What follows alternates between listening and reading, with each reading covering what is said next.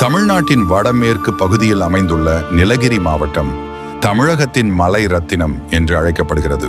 அதன் பெயரே நீலம் போல் தெரியும் மலைகள் எனும் பொருள்.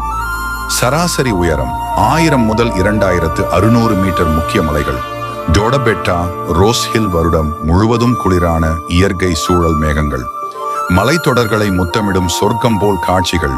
முக்கிய சுற்றுலா தலங்கள் ஊட்டி, ஏரி, ரோஸ் கார்டன், தாவரவியல் பூங்கா குன்னூர், சிம்ஸ் பார்க், ட்ரைப்ராக் கோத்தகிரி, ரங்கசாமி பீக், காதர்ஷா கோட்டை மசினகுடி, மூக்குற்றி, காட்டுச்சூழல், வனவிலங்குகள், கேத்திவாலி, பசுமை காட்சிகளின் சொர்க்கம்.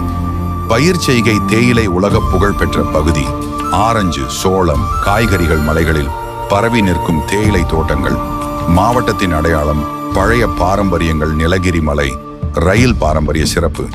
முழுவதும் நீராற்றின் அருகே ஓடும் பழமையான ரயில் பாதை.